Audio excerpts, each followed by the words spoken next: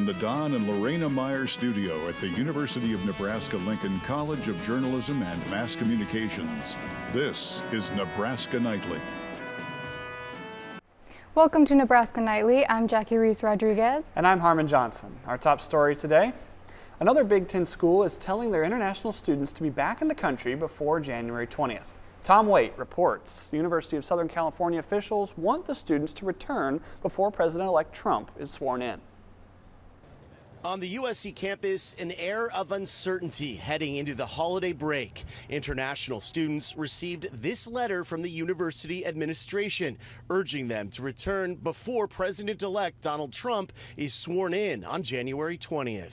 I think it definitely was like a scary reality. Pragya Bhatta and Amber Hoddle are both international students who got the warning about staying out of the country for too long. Hoddle is headed to Australia and Bhatta is going to India for the holiday break. They say the warning from the university to come back before the new administration takes office was sobering. I think that was the first time where it actually hit me that like things are gonna change and it's gonna be different. I was just shocked. Like I didn't think it was gonna affect me at all. Like I had assumed, because I've already worked out a lot of my immigration stuff before coming here, I'd assumed that it wouldn't really change. And so the fact that I got that letter, it made me a little bit nervous. I immediately texted my parents. The letter says it's unclear what, if any, executive orders might come down once Trump retakes the White House, but implores students to avoid any issues by coming back to the U.S. sooner rather than later. And it lays out which documents they must have in order. The warning comes in the wake of Trump's promise of immigration crackdowns and mass deportations for people who are here illegally. Immigration attorney Eric Lee says the university is doing the right thing by notifying international students. This is new territory, and the students who have, if you are a student on an F or a J visa, you need to get back to the United States as quickly as possible. It's going to be a lot harder than students may realize to challenge legally actions that result in their being excluded physically from the territoriality of the United States. Bhatta and Hoddle tell us their documents are all in order and they plan to return before Trump takes office. But they know others who are now scrambling to make sure they're back before Trump's inauguration. Just talking to a lot of people whose families are being affected, whose personal selves are being affected. You know, I had friends who pushed their flight back a couple of weeks just to be safe, which means they're cutting down on time with their family. There's a lot of things happening that I didn't think would affect me as quickly as it would, and it's for sure very, unsettling. So far, UNL has not issued a similar message to its international students. We talked with several international students on campus. They plan to be prepared with the standard documents required when they travel to the United States. A second ambulance was called to an accident after a Lincoln man crashed into an ambulance that was transporting a patient. An elderly Lincoln man crashed into an ambulance at 48th and O Street during Thursday afternoon traffic. The ambulance was transporting a patient southbound on 48th Street. Lincoln Fire and Rescue responded to the scene just after 3 p.m.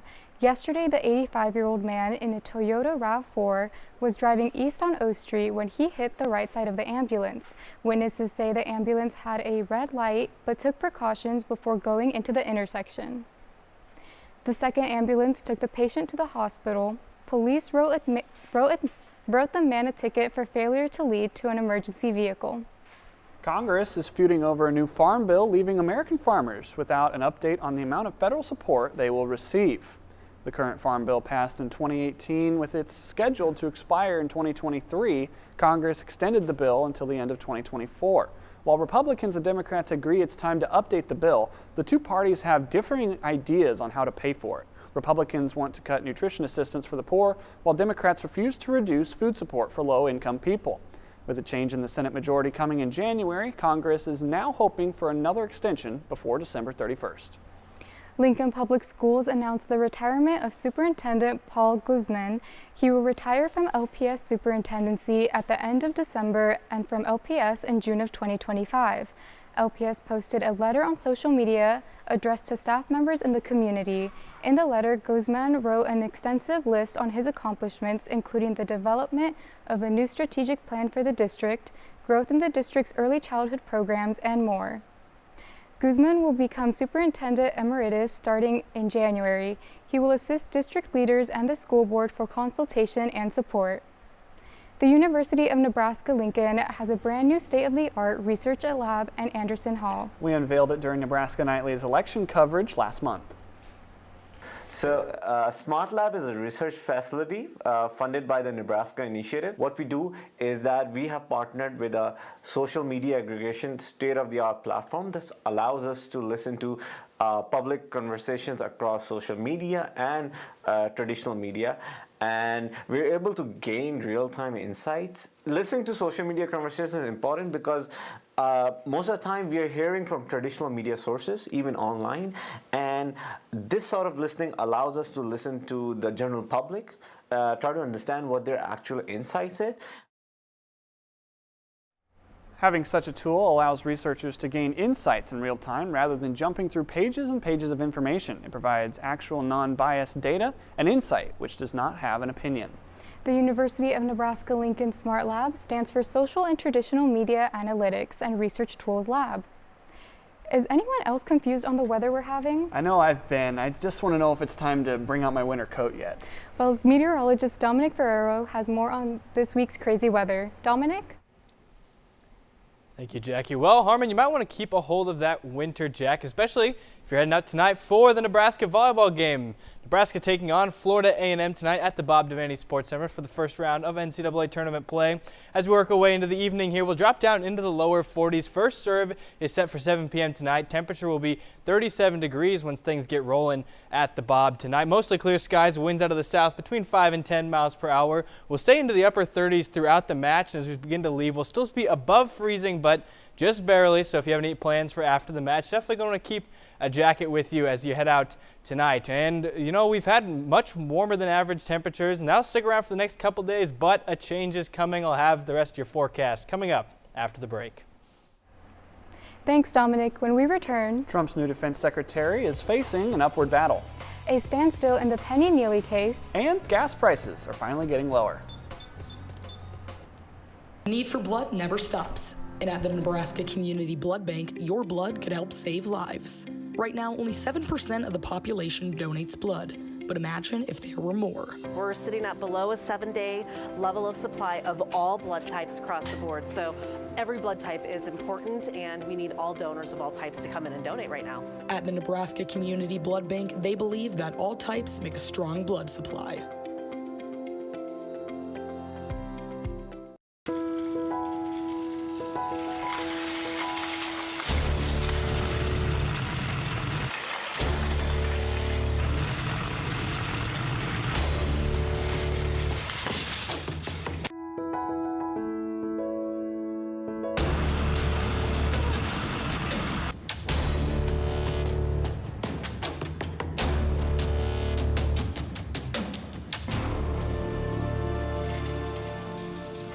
Welcome back. As the weather continues to fluctuate, we wonder what this weekend will bring.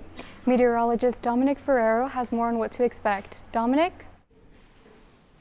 Thank you, Jackie. Well, our average for December 6th in terms of high temperature is 42 degrees. Today in the capital city, much warmer, 51 right now, mostly sunny skies, winds out of the southwest between 5 and 10 miles per hour, so much more mild than we're expecting usually for this time of year. And part of that is due to we have a very deep upper level ridge here. You can kind of see some of that clearing across the central part of the state. Lots of high pressure here, and that's allowing us to get lots of sunshine and really heat up much more than we usually expect for this time of year. Different story across the country. There's a lot of lake effect snow up near the Great Lakes region, so be glad we're dealing with sunshine and not some of the snowfall they're seeing up there. Closer look at satellite here. Some cloud cover starting to work its way up from Kansas, but is expected to stay out of our area. So we see mostly clear skies and mostly clear radar across the state as we work our way here into the weekend. Statewide temperatures right now, you know, a few spots even into the lower 60s here, 61 in North Platte, 60 degrees in Ord and McCook, still staying down into the upper 50s on the western side of the state. A little cooler on the eastern side, 52 in Norfolk, 45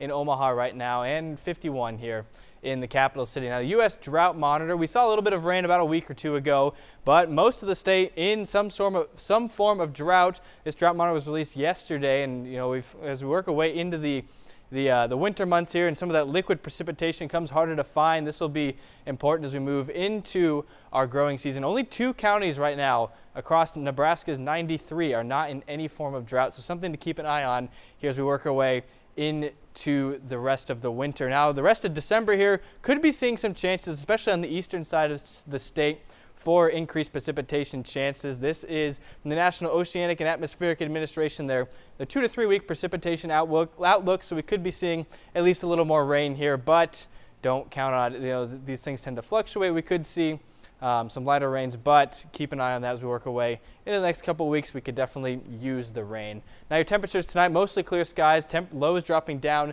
into the mid to upper 20s. Winds will be out of the southwest and light. And then a beautiful start to our weekend. We'll have a few passing clouds, but 61 degrees for your high temperature in the capital city on Saturday. Winds will shift more to be out of the west-southwest between 5 and 10 miles per hour and could even gust up to 20. Now, your 7-day forecast will be into the 60s the rest of the weekend. A little cooler on Monday, mostly sunny skies and high temperatures into the upper 50s. Then a cold front works its way through. Could see some passing clouds overnight into Tuesday. Lots of wind to talk about on Tuesday, 38 degrees for your high temperature there. So significantly cooler, much closer to those near average temperatures that we're seeing this time of year. We'll stay down into the upper 30s and into the lower 40s by Thursday, and then closing out the week, partly cloudy skies and middle 40s next Friday. So looking to be cooler, so enjoy the warm weather while it lasts this weekend. But again, cold weather is on the way. We'll toss it back to you at the desk. Well, thanks, Dominic. We'll sure enjoy that. President-elect Donald Trump's pick for Defense Secretary Pete Hegseth is struggling to win confirmation after facing scrutiny over past misconduct allegations. Trump's next in line is Florida Governor Ron DeSantis. CNN's Brian Todd takes a closer look. At a Florida memorial service for fallen law enforcement officers, a symbolic and important moment. Donald Trump and Ron DeSantis appearing together for the first time since their rancorous contest in the primaries ended early this year. DeSantis appears to be back in Trump's good graces as Trump considers swapping out his current defense secretary pick, Pete Hegseth, for DeSantis. And DeSantis, according to sources close to him, is interested.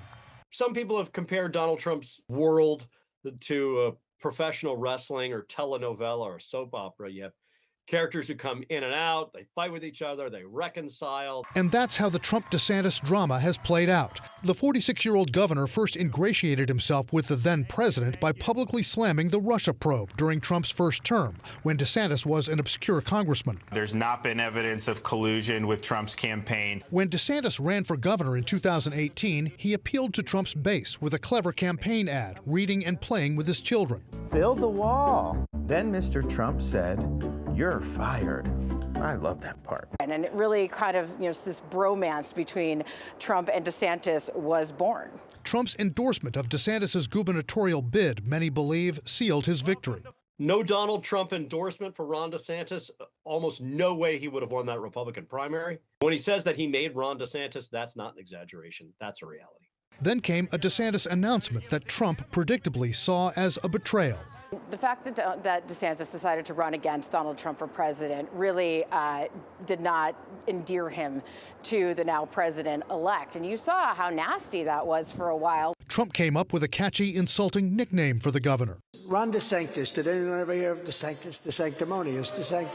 At one point, a pro-Trump group produced an ad mocking DeSantis over a news report that DeSantis had been seen eating pudding with his fingers on a plane flight. Tell Ron DeSantis to keep his pudding fingers off our money. Oh, and somebody get this man a spoon. And DeSantis hit Trump where it hurt. I don't know what goes into paying hush money to a porn star to secure silence over some type of alleged affair. I can't speak to that. And in a town hall hosted by Wolf Blitzer. If Donald Trump is the nominee, the election will revolve around all these legal issues, his trials, perhaps convictions if he goes to trial and loses there, and about things like January 6th. We're going to lose. Hegseth said Wednesday he will not drop out and plans to, quote, fight like hell to win confirmation. Today is the 5th day of jury deliberations in the New York subway chokehold case. So far, the jury is unable to agree on a verdict in Daniel Penny's trial for second-degree manslaughter. Police arrested Penny after he placed homeless man Jordan Neely in a headlock on a New York subway. During questioning, Penny told investigators Neely threatened passengers and he confronted the man. Prosecutors say while Penny was in his right to defend himself, they say he used too much force by placing Neely in a 6-minute chokehold. The defense argue a mixture of drug use and sickle cell crisis led to Neely's death. The judge may give the jurors an Allen charge, which is in order to reevaluate their decisions and think about other jurors' choices. An Allen charge simply means the jurors need to come to a unanimous decision soon, or it could lead to a mistrial. The average price for a gallon of gas is near its lowest point in the last 3 years. AAA says gas prices have dropped to $3.03 a gallon nationally. The last time the national average was below $3 was in May 2021. AAA says 32 states have already dropped below $3. As for the cheapest gas in the country, that's in Hockley, Texas, with an average of $2.30 a gallon. As for Nebraska, the average gas price of today is $2.75. In Lancaster County, the average is $2.83.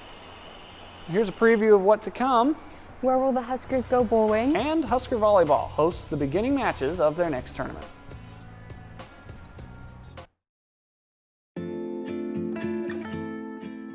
Many of the brands you love don't love animals like you do.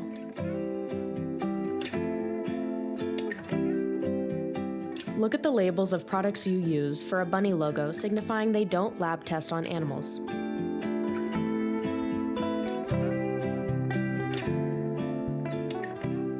Check the label for those who aren't able. Start making the shift by visiting crueltyfreekitty.com today. Okay, so how about this much? I don't know. Well, how about this much? I don't know. How about... Actually, I don't know. Okay, maybe this much? I don't know. The very tip of your pencil, a fraction of a raindrop, 3 grains of salt. That's how much it takes for a dose of fentanyl to become lethal. Learn more at realdealonfentanyl.com.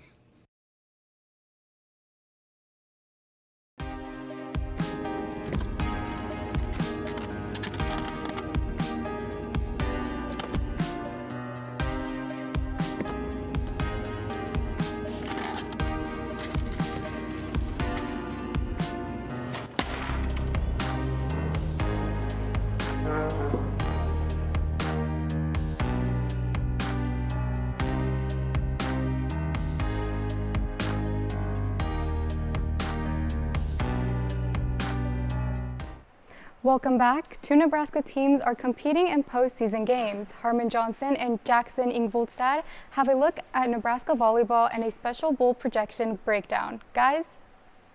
Well, thanks, Jackie. Nebraska finally earned a bowl-clinching 6th win this season against Wisconsin, the first time they've hit the 6-win threshold since 2016.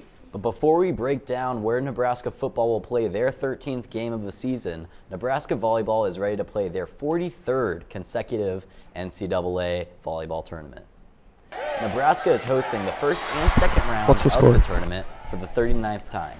The Devaney Center is currently playing host to South Dakota versus Miami. Following that game, Nebraska will face off against the SWAC champions, the Florida A&M Rattlers. Nebraska has only ever played the Rattlers once back in 2004. They lost that match in the Coliseum 3-1. They built a very strong bond and have been through a lot. And so those are the kind of things that give you the intangibles to help win these great matches we're going to have to play.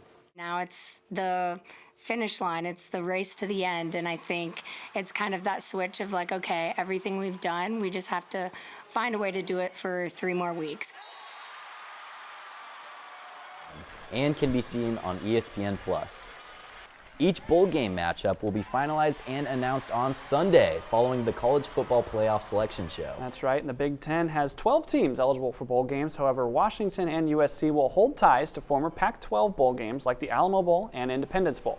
Penn State, Oregon, Ohio State, and possibly Indiana could be selected to play in the CFP. For the teams that remain, the bowls will get to pick in this order: Citrus, ReliaQuest, Mayo, Music City, Pinstripe, Guaranteed Rate, and finally Game Above Sports Bowl. Nebraska is projected to be selected in the middle of the pack. So where will Nebraska end up? While it's still unclear, any bowl will enjoy Nebraska's participation, as the Husker fan base will more than likely fill the stands wherever the Scarlet and Cream end up. The most common projection right now has Nebraska headed to the Big Apple to play in the Bad Boys Mowers Pinstripe Bowl. Taking place in the Bronx's Yankee Stadium, the bowl features teams from the ACC and the Big Ten. 3 outlets project Nebraska will be playing in the Pinstripe Bowl, each featuring a different opponent. CBS Sports projects the Huskers will play Boston College. The Action Network's Brent McMurphy projects Nebraska opponent will be Louisville. And USA Today's official projection features Nebraska against the Pitt Panthers. Nebraska has never played in the Pinstripe Bowl, but if they are selected for this year's contest, it will be the second time playing in a Yankee Stadium. The Huskers won their matchup against Miami 36-34 in the 1962 Gotham Bowl. This year's contest is on December 28th. Kickoff is set for noon Eastern, 11 a.m. Central Time, and can be seen on ABC. Another popular projection for Nebraska is the TransPerfect Music City Bowl in Nashville, Tennessee.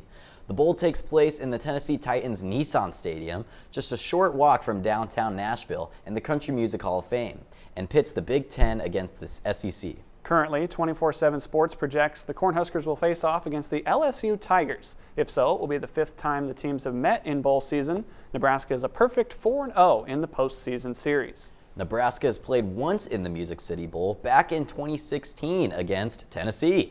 The then 24th ranked Cornhuskers fell in that game 38-24 to begin their bowl drought. The game is scheduled to kick off at 2:30 p.m. Eastern, 1:30 Central on December 30th. It will be shown on ESPN.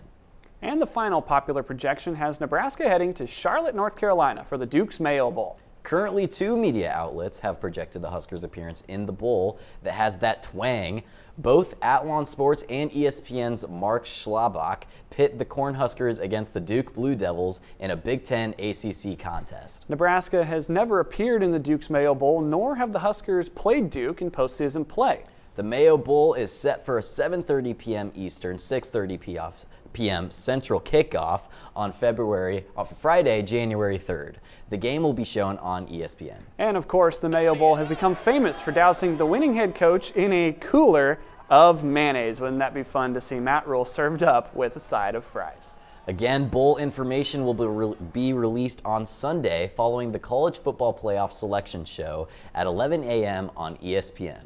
A full bowl breakdown show will air at 7:30 p.m. that night, also on ESPN. So Jackson, where are you thinking Nebraska's going to go? I mean, I'm going to go with the majority rules, Pinstripe Bowl. I think that's most likely where they're going to end up. But I don't know. I mean, it would be really cool to see Matt Rule get dumped in some mayo. I think that'd be the most exciting moment in recent Nebraska football history. For sure. I mean, Husker fans need something fun like that to keep their spirits going in this recent Iowa loss. So. Thanks, Jackson. That's all for sports. Entertainment is next. Stick around on Nebraska Nightly.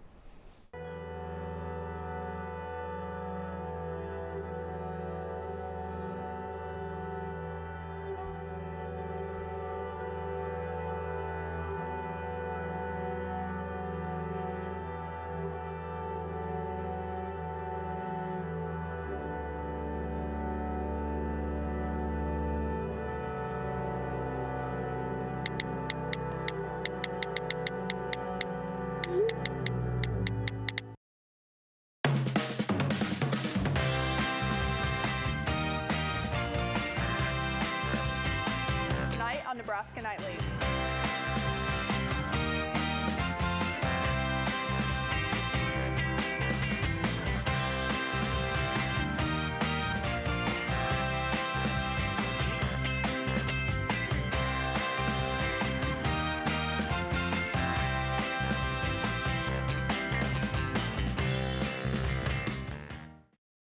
Nearly 1 in 3 Husker students struggle with food insecurity.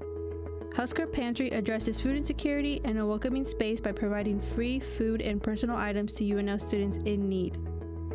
Due to high demand, the pantry often runs out of essential items. Help keep the pantry stocked by donating the most needed items. From canned food to personal items and cleaning supplies, you can make a difference by donating.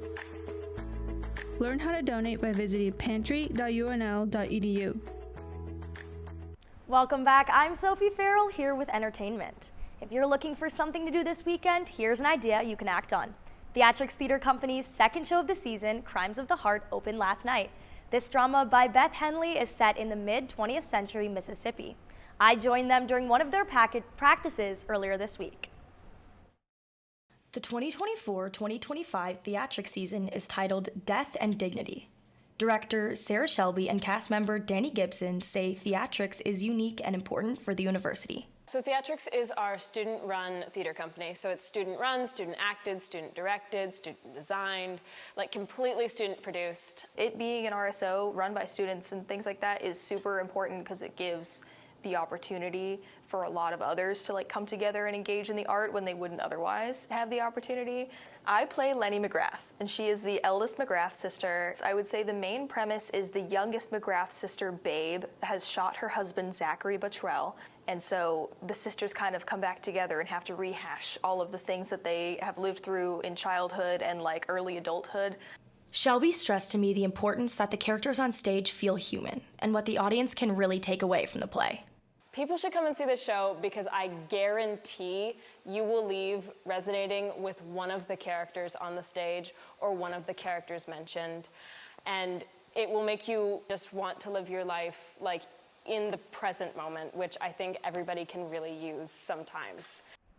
The show runs through this Sunday with 3 more performances. For more information or to purchase tickets, go to theatrics.unl.edu/upcoming-shows. Tickets are $7 for the general public, but $5 for students.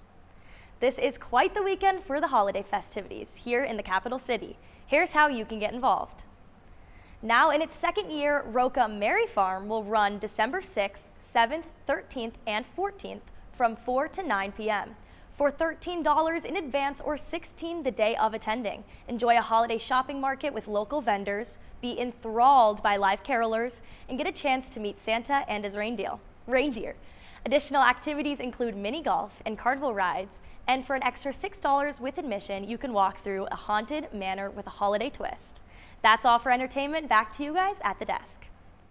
Thanks, Sophie. We return to Dominic Ferrero for our final look at our weather report. Dominic? Well, we've got a great weekend of weather coming up here in the capital city. Like Sophie mentioned, if you're heading out to any of those events, this is a good weekend to do it. Starting out on Saturday, mostly sunny skies, high temperatures into the lower 60s. We'll continue on Sunday. Could see a few more clouds on Sunday, but 60 degrees for this time in December. We will take that one for sure. A little cooler on Monday, 51 degrees for your high there before we begin to cool off into Tuesday and Wednesday. Those high temperatures dropping in to the upper 30s there. So, gotta enjoy the warm weather while it lasts. I know we got one more week before we're starting to think about finals and stuff too, so definitely a good weekend to get out. I'm sure the Nebraska fans who are looking to go to the bowl game are kind of enjoying the 50s and 60s this weekend. Like we could have a game at Memorial Stadium if we had to. Oh yeah, it'd be nice. A lot better than New York right now, but. And Jackson, an update from that volleyball game that was going on. Yeah, and you can stay warm with the bob too. I mean, that'd be a lot more pleasurable than going to New York City for bowl game. But Miami won the first set, 25-17 against South Dakota State. And so the winner should be a of that good one game. Plays Nebraska Exactly. tomorrow, right? Yep, correct. Yeah, it should be a good tournament. The Nebraska controls their destiny at home. They can play all the way to the Elite Eight with those the home court advantage. So it's got to be an exciting time for Nebraska fans. Absolutely. Our final show of the semester will be next Tuesday, December 10th. We hope you all tune in as we wrap up 2024. The University of Nebraska's College of Journalism and Mass Communications. Thanks for tuning in. We'll see you next week, one final time on Nebraska Nightly.